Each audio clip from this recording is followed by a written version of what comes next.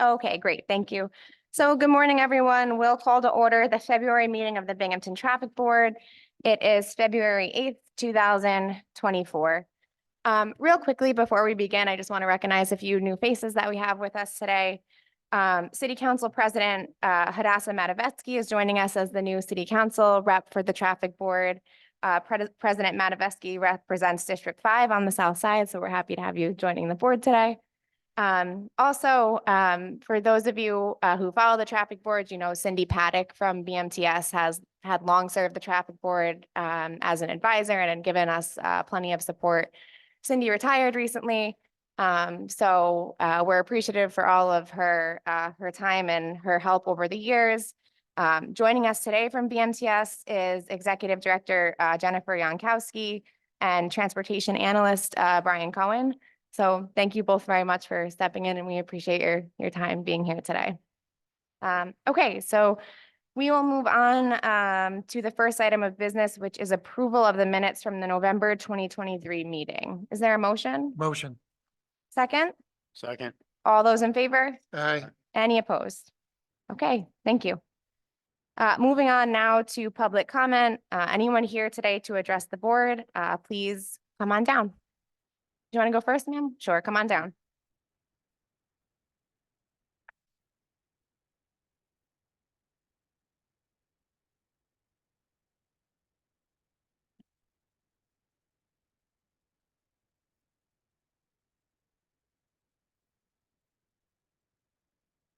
Just make sure if you could, if you press the button on the microphone, the light should turn green.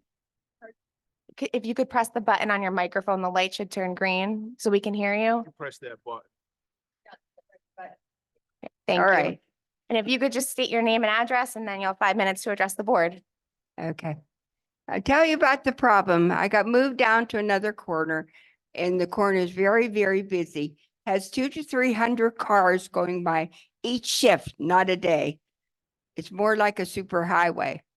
Well, anyhow, while I have the cross light to cross the children, there is also a light from the oncoming cars, a green light. Their arrow has gone off and the green light's on, and they keep coming, sometimes fast.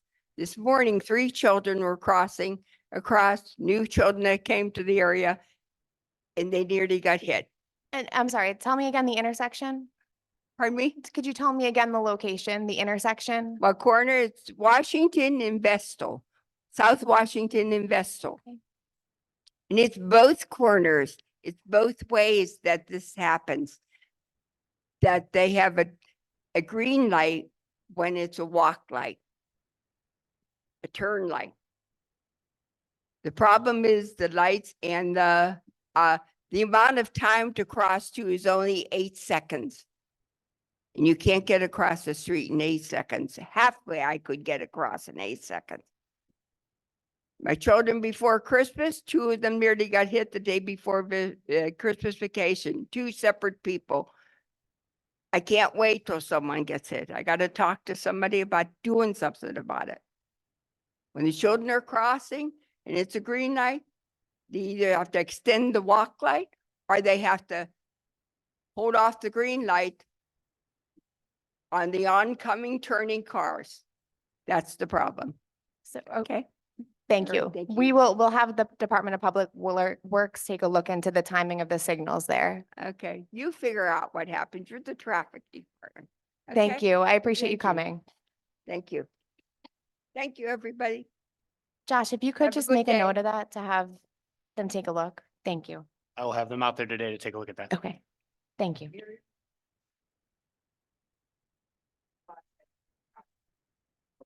Okay. Mr. Wandel, did you want to address the board? And if you could just for the record, state your name and address. Again. Thank you.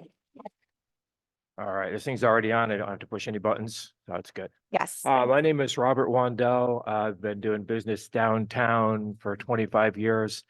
I own a Magica at 39 Court Street. And I'm here for, well, typically the same thing every time, is that parking is difficult down here. And it's made worse all the time. by certain cars parking in this zone all day, every day. Now, this is zone 11. This was designated as for customers. And so there is a 2-hour maximum every day there. And people are violating it right and left. And my complaint is always that they're not getting tickets. I don't really care if they get tickets. What I want them to do is stop parking there. And if tickets are what makes that happen, then that is a good thing. And it's the same cars every day. And the police that are assigned to do parking know exactly who it is, who they are, because it's more than one. And my complaint is always that they're not getting tickets, or they're parking there and they shouldn't. Now, talking with Megan especially, said, yes, they're getting tickets. They call and complain about this. I'm not really sure how someone calls and says, I was illegally parked and I got a ticket and I have a complaint about getting a ticket for illegally parking, but apparently they do. Yeah. So I guess a couple of things. Forgive me if I'm rambling a little. I did submit something. I don't see it on the agenda here, is that I was asking for a closure of the loophole, because right now, if you go to the parking meter that's there, the parking kiosk, it won't let you buy more than 2 hours. And if you go back after 2 hours in the same day and try to buy it for the same plate number, it says no, max, and it says as a message on there, maximum expired or whatever, and it won't let you. The app on your phone, on the other hand, will only let you buy 2 hours, but it'll let you set an alarm. And at the end of that 2 hours, it'll beep and it'll say, do you want 2 more hours? And it'll let you buy 2 more hours. So I'm not sure if that's how they're getting away with it, but that's how they're parking there all day, most every day. There's another loophole that's a possibility. I talked with the cops about that, which is if they lie about what zone they're parked in, then they can buy more than 2 hours or buy consecutive lots of time. And I talked to Casey and I said, you give them a ticket there because it comes up on his reader that they're not parked in the zone they paid for. He said, no, I don't. So one, I would like that to start being policy. I hope you can get behind me on that if a person lies about where they're parking, that they should still get a ticket. So that's the biggest thing. There has been some changes in a positive way. So thank you for listening and doing some things about it. Yeah, I'm gonna try to get through all this. So I did do a FOIA request for all the parking tickets and written on that side part of the street for November and December, which is the heavy gift buying and important to my shop. To have parking for those times. And I found that the one car that's parked out there every day, the white Mercedes, got 1 ticket in 60 days. It's hard to persuade someone to pay $95 a month to park in the ramp like they should, like I do, which is where my car is now, when they can park out in front of their own shop and get one $40 ticket that turns into a $20 ticket if you pay it within 3 days every 60 days. Now, the black Sienna that's parked out there and was parked out there for 11 hours yesterday and is parked out there regularly, got 2 tickets during that 60 day window that I did the FOIA request on. So the truth is this, they are not getting that many tickets. They're not getting enough to persuade them to do the right thing, which is as a business owner or worker or tenant, not to park in zone 11 all day long. But they continue to do that. Now, Casey, I also understand from Casey that the person that was supposed to be coming on board has quit. Is that accurate? Is Casey? I believe we're hiring again for that position. Okay. And Mr. Wandell, you have just a minute left on the time here, if you could. Say what? You have a minute left on your I have a minute 5-minute left on public my time. comment. if you Okay, could. sure. I'll try to make it quick then. Sorry, I'm taking so long this That's time. okay. So the other day, Casey came in and said, yeah, I put those all on timers. And this is the reality of it, is that he also went in and told all the people that they were on timers. So they moved that day. He came back later and said they all moved, which was awesome. Great. And actually the contractor vans did start parking elsewhere. They had been parking there every day until 4 p.m. for 3 weeks before he talked to them. So he he got that to change. The other ones just came back and started parking there again. Like say the Black Sienna was there for 11 hours yesterday. And yesterday was the first day that I saw he gave over 2-hour parking tickets to cars on Court Street. So I'm glad that's happened, but it needs to happen regularly, because if it just happens once, they're not going to change their behavior and start parking where they should be parking. They're going to keep parking out there, and I'm going to keep suffering not having parking for my customers, because this is not my parking spot and it's not their parking spot. It's the city's parking spot. They are using it as a personal and executive parking lot every day. And when they see other businesses do it, they stop walking from the ramp and paying that $95 too, and they just park out there, and it gets worse until you do something consistently to make it get better. All right, thank you. Thank you. Anyone else here today for public comment to address the board? Okay, if not, we will. Oh, I'm sorry, Councilwoman. Come have a seat. If you could just introduce yourself for the record. Okay. Hello, everyone. I am Kenya Middleton. I am the City Council representative for the Second District on the west side of Binghamton. I'm just coming because I had a few calls from some constituents on Leroy. There isn't any lights on Leroy, and a lot of people, I think it's like a 20-mile, it's 20 miles on Leroy, but a lot of people run the stop signs. My constituents notice that if there's a police presence, people don't. And they're just trying to find ways to see if we can maybe, I don't know if on West End and Riverside, people speed also, but I don't know if putting a sign there to let people know they're going fast, or maybe having a car there. I'm not sure how that would work, but more importantly, they're worried because kids are there and school buses. So, that's just a problem that we are worried about on the west side. There aren't too many lights, and a lot of people do run the stop signs. Any So- specific intersections of concern that you hear about? or Yeah, is it- yes. So I would say West End, like the whole of West End, people speed. I know that before they put, there's a notice there to let you know that you're going there. So I worry about the West End. Also on Beethoven, a lot of the times I literally stop my car because there's kids running or fighting, on that way, but they're running from West Middle to Rec Park. And as a child, you're not really paying attention. You're just running. So you don't really, cars going like 30 or 40 miles and a kid is running. It's not going to be good. And also on Leroy too, a lot of people don't really they don't really stop fully on those stop signs there. Maybe a few more stop signs. I'm not sure, but I just worry about that because, kids are there and people don't stop. So that's all.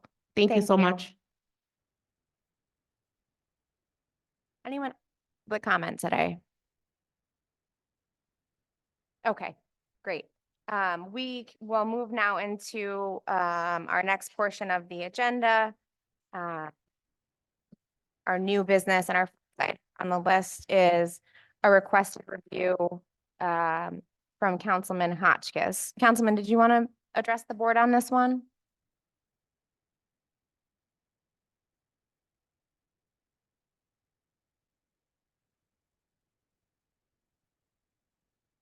Same thing, if you could just please say your name for the record. I'm Nate Hotchkiss. I'm the representative for District 4. Yeah, so this is basically, all these items are a follow-up from when I was door knocking and the different issues that people had brought up while I was speaking with them. The one that comes up the most, and it's probably because I'm in close proximity to it, is the intersection on Frederick Street and Liberty. There's the Family Enrichment Center. Their Housing Connections building has like 19 units. And there's like a bunch of kids that are there. Sometimes they're outside. They go back and forth to the park. And I know there's like a little, there's a crosswalk there, but there's still, I think the intersection's kind of goofy, and it feels it feels like there isn't like a clear set of rules and how you're supposed to approach it. Because when you come off of Frederick, when you come off the highway going onto Frederick, you're kind of like you still think you're like on the highway and people move fast and they kind of slalom on the road. And then when you're coming from the other side, there isn't really a stop sign when when you're approaching Liberty Street.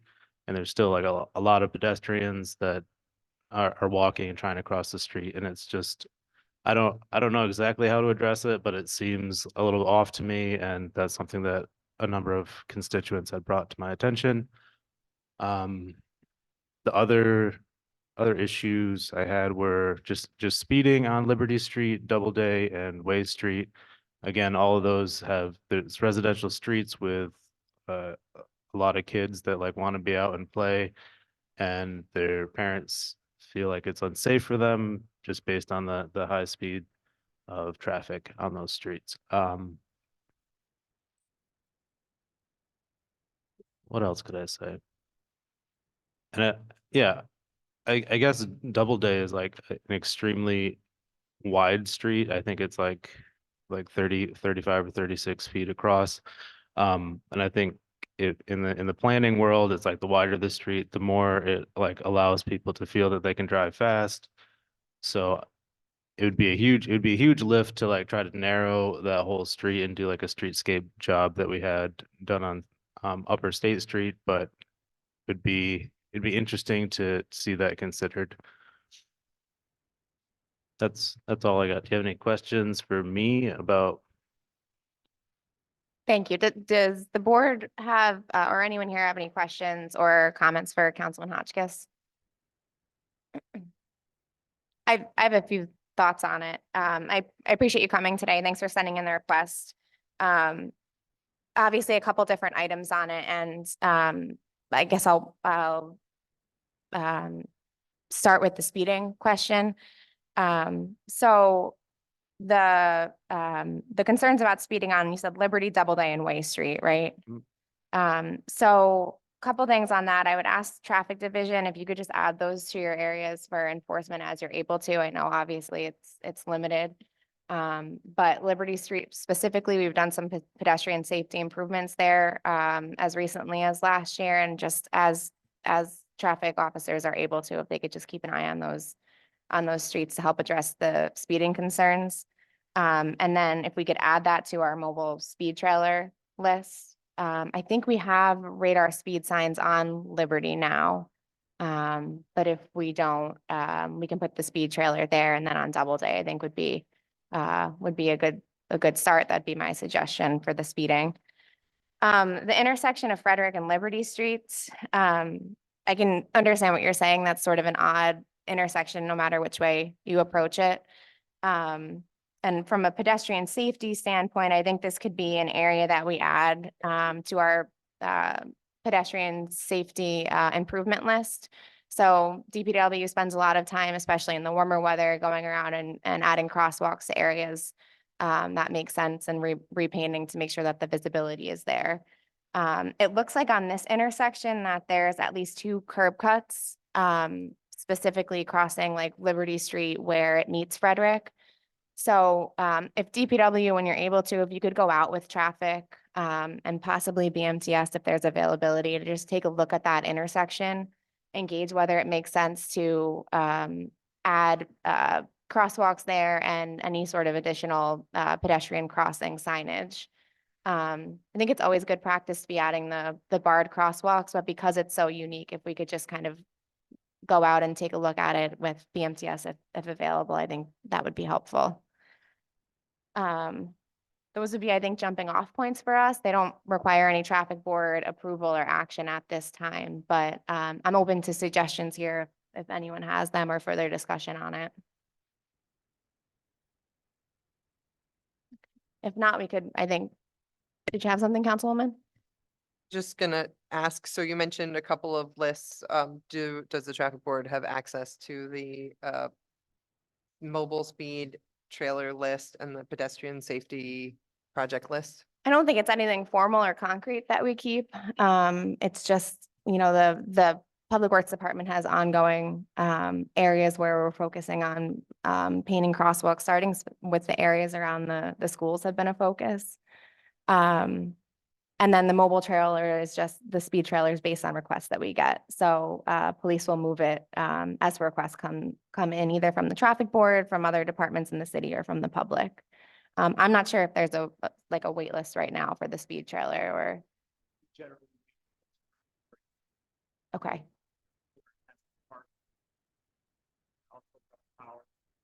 So we wait until the plows are done. So usually during the winter months, it stays in our sub-basement park. Okay, so yeah, I think if we could just make these 3 north side streets a focus when we have it back out, that would be helpful.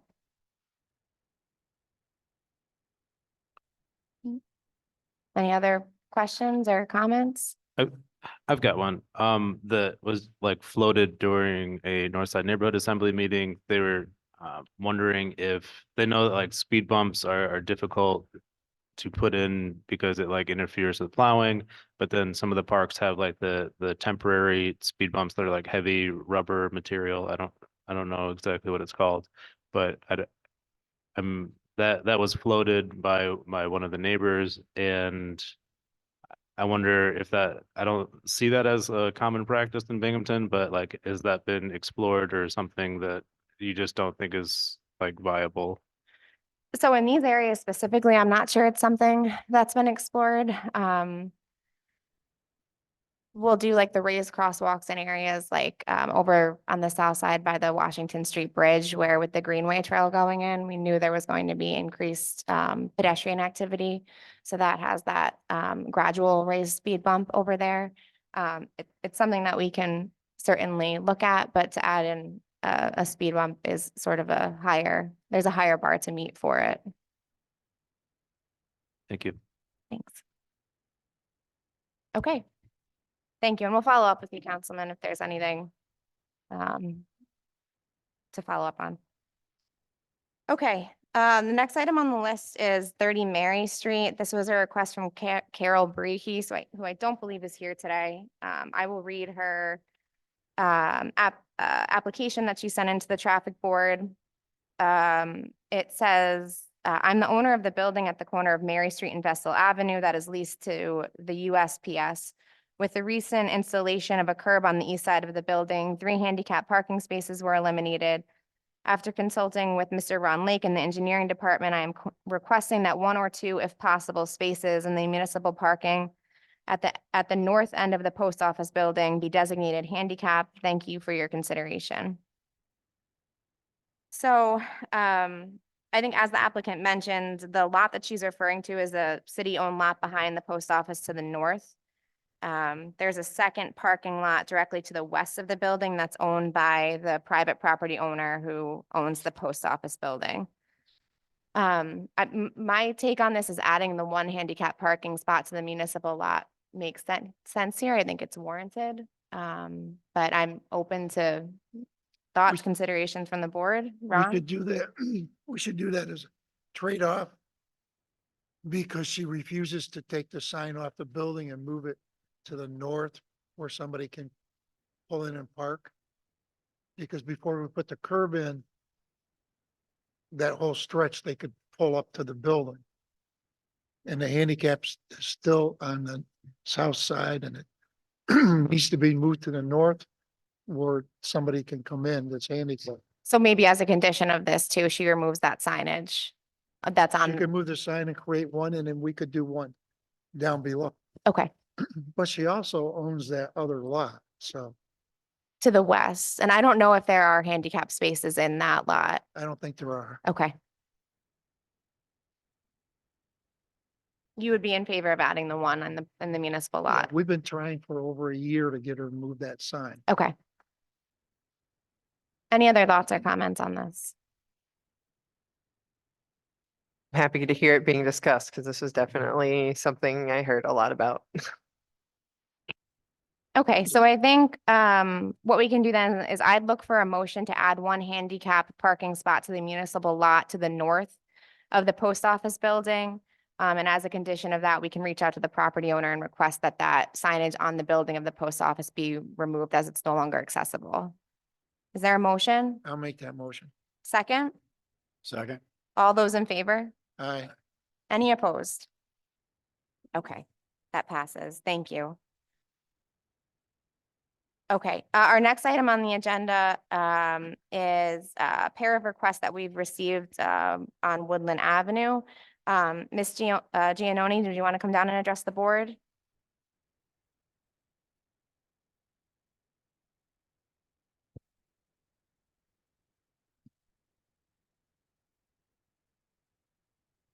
Thanks. And if you could just state your name and address for the record, and then the floor is yours. Just make sure the green light's on. Okay,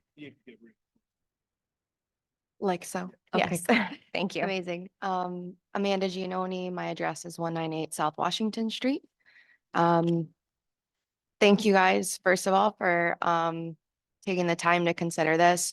My neighbor Annette, I believe, is at 196 South Washington. Her and her husband can't be here today. But I know she put it in a request for consideration as well. I really just wanted to be here in person to tell you how dangerous this intersection is. I live at the house at the very bottom of Woodland Avenue. And there's three things that make this particularly dangerous. One is the incline. It is a block in between Mary, which is a cross street, and South Washington Avenue. When you come down the hill, you can't even see the road coming up to the stop sign on South Washington because it is so steep. I actually drove down the incline to prepare for this because I've never had the opportunity to do so. And I can't believe people come down that hill in any sort of inclement weather at all. Like I said, you can't even really see the road. The other thing is there's my house at the very bottom and my neighbor's house, Annette's at the bottom as well. And there's also a bus stop at the bottom of this hill. The bus stop is on, of course, city property, but it's my front lawn. My neighbor across the street who lives at this intersection waits or did wait at that bus stop. She is too afraid to wait at that bus stop to take the bus anymore, even in good weather, because people come down and are just not able to stop at that stop sign. When there is an accident at this intersection, as you can imagine, people come and they have to wait outside of their cars. There's police officers who come, there's tow trucks, and they're all congregating at the bottom where an accident just happened, and people are still coming. It's just so dangerous for everybody and pedestrians. I just took note since November of the accidents that have happened. So since November of 2023, 4 people have come through our properties. We share a driveway. 3 resulted in towings. 1 hit my house. Our guardrail is no longer in place on both properties. So the thing that the city set up to keep us safe is no longer doing its job, which is horrifically scary. I believe that there were 3 police reports from these 4 incidences. Last year, a truck came through my front yard, took out my mailbox. And in March of 2022, 4 people came through our properties in one night. I have pictures here of those accidents.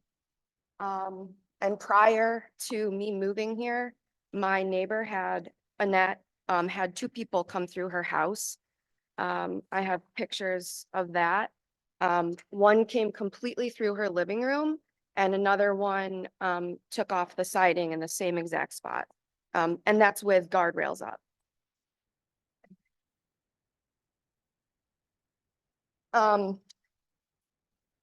The last two things, I don't want to take up too much time, but the last two things I just wanted to mention to you. There's precedent for changing the traffic in this area, in this neighborhood because of the steep hills. Sherwood, which is 2 streets over, is closed seasonally. That is like an ice luge. I know that Sherwood is different because one, there's no driveways on that block, I don't believe. And two, there are no houses and no bus stop at the end of Sherwood. Arguably here, we live down there, we have a bus stop there, and it's more than just seasonal concern. God forbid someone's brakes went out, coming down that hill. And the last thing I just want to say to you guys is, this issue will always be, and I understand that. So, without some sort of, preemptive action, I'm just really, scared and nervous for the potential of personal injury that hasn't happened yet. But God forbid, it's bound to. And despite what the 6 owners, 5 of which I believe are alive, have to say about making it a one-way up, this will be there whether they live there or not, in years to come. So, thank you for listening to me and looking at my pictures and considering my application. I really appreciate it. Thank you for coming and for the pictures too. Yeah. I appreciate that. Does anyone have questions or comments for, is it Miss Giannoni? Giannoni. Giannoni. Thank you. Any I have a questions or couple of comments? comments. Number one, I have the parts for that guardrail. It is getting fixed. I had to wait on Thank parts you. to come in, just like everything else in the world right now. I Getting know. parts, it just takes forever. It's awful. It's right on the top of our things to do. Things are just starting to come in. We're waiting on a few more bolts. We will get that taken care of Thank right you. away. I appreciate you answering all my calls as well. Your Department of Public Works, they're so Anytime, nice. and I'm sure you already know, that's the first place that we send salt and plow vehicles to know. every day. I but appreciate that. You can only be so many places at once. Yes, which is the problem. Yeah, it's not your problem. It's just the way that it is. Thank you. Anyone else questions or comments? Councilwoman? I just, again, these types of issues are things that I heard a lot of, not just on this street, but I've had other people tell me about guardrails and people through their lawns and things like that up in that area. So I'll be digging through my notes from my door knocking and trying to bring that here. Okay, I've just a couple, I guess, thoughts on this and some ideas on next steps. So thank you, Chief. So BMTS has provided us with some traffic data, crash data on the accidents there. Their numbers ran from, I think, August 2018 through August 2023, which showed 5 crashes. We know the one most recently makes it 6 at your house. All of them, as I understand it, can be attributed to snow and ice. So that data specifically is something that we'll be taking a closer look at and continuing to review, and as well as the police reports from our department to kind of get a fuller picture of what's going on over there. But I think maybe the most important next step in this is, as you mentioned, there are the portion of Woodland that we're talking about has at least 5 or 6 private driveways that enter out and would likely be the most impacted by any change in traffic there. So public outreach would be an important part of this as we're considering any change there. I would think that the city would want to send a letter to those residents, and potentially the surrounding area too, that use Woodland as a through street, to let them know that we've received this application, we're considering potential changes, and to please provide any input. So I think that a good next step today would be to hold this over to the March traffic board meeting, have the city send out a letter to residents in that area in the meantime and ask for their input and feedback. And when we come back in March, we can kind of hopefully have reviewed that and be ready to give this a closer look, if that makes sense. Sure. Any thoughts or discussion? Okay, then I would look then just for a motion to hold this over and we'll put it back on the agenda for the March meeting. Motion, Is there a second? Second. All those in favor? aye. Okay, so this will be on our March agenda. Thank you again for coming down. Yeah, thank We you. appreciate So it. the letters will go out before the March meeting? Yes, yeah, Awesome. and then in an ideal world, we will have time for people to have submitted their comments back and to review it and have a better sense by March, but we'll have to figure out exactly we want to make sure we give people enough time to respond too, so Great. Thank you guys very much. I appreciate it. thank you. Okay, moving on in our agenda here. The next item on the list is a review of the area on the high school on Oak Street specifically. As most of you know, this has been just a standing item on our list as we continue to review possible traffic calming and pedestrian safety measures. We worked most recently with the Office of Emergency Services, Broome County, on some additional signage in that area. And this is just something that I think we'd like to keep on the traffic agenda as we continue to review it. Any questions or comments on that? Signage is in. Great, Waiting on the date. It's safe for everyone to go ahead and install that. okay, OES also wants to be present, take photographs of the time it's getting put up. So the signage is done for around the school, it's just setting up the time and the date and location. okay. For installation, okay. All right, so this is another one then that we'd look, I'd just look for a motion to hold over. Is there a motion? Motion, Second? All those in favor? aye. Any opposed? Okay, so we'll keep this on our agenda for March. Next item on the agenda, this is a requested review for on-street handicap parking at 61 Rotary Ave. Officer Brown, you handed me an IDC on this. If you want, I'll just read it into the record. Okay. The Traffic Division received a request from Mr. Timothy Cleary requesting the installation of a handicap parking space in front of his residence at 61 Rotary Avenue, Binghamton, New York, 13905. Mr. Cleary is handicapped and resides on the second floor. Mr. Cleary also stated that the first floor resident is also handicapped and she uses the driveway to park her vehicle. The Traffic Division responded to 61 Rotary Avenue and observed the property has one car wide driveway and on-street parking is limited.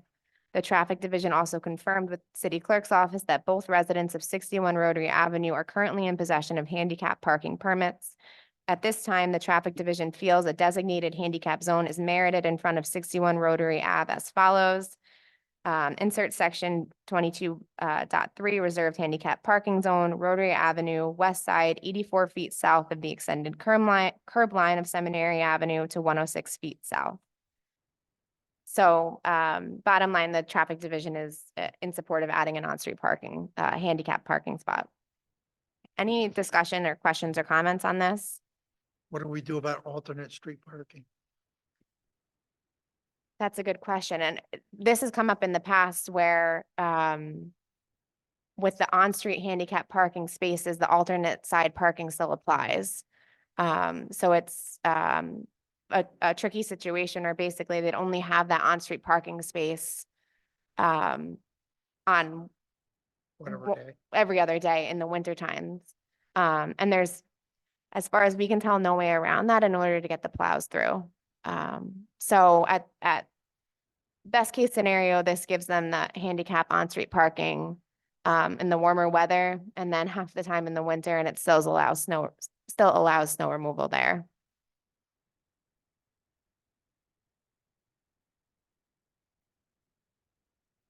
Any other thoughts or questions?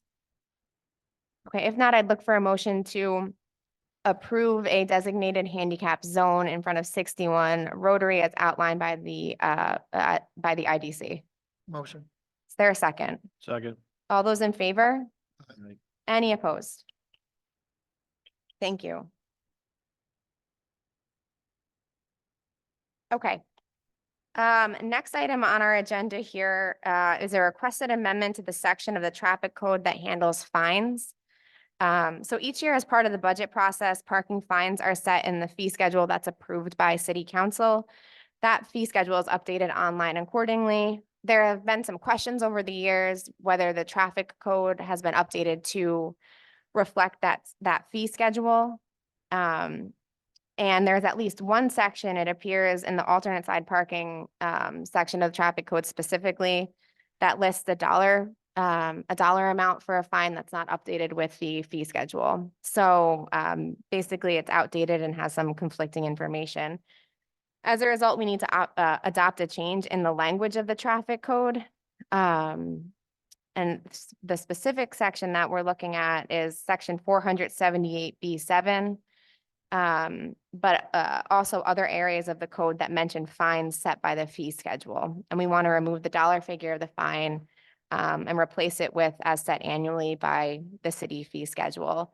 This should hopefully address some of the issues that the traffic division has had with residents receiving alternate side parking tickets and contesting them because there seems to be conflicting information as in the code. Any questions or discussion on this?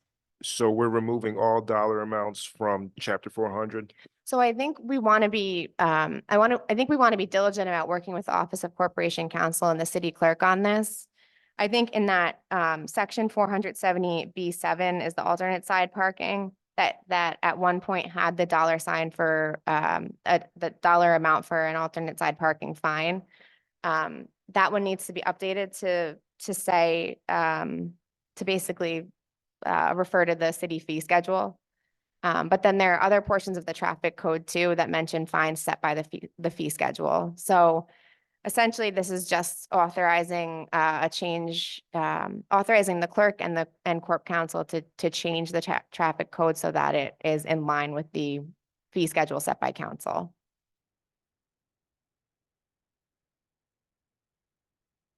Any questions or discussion on that?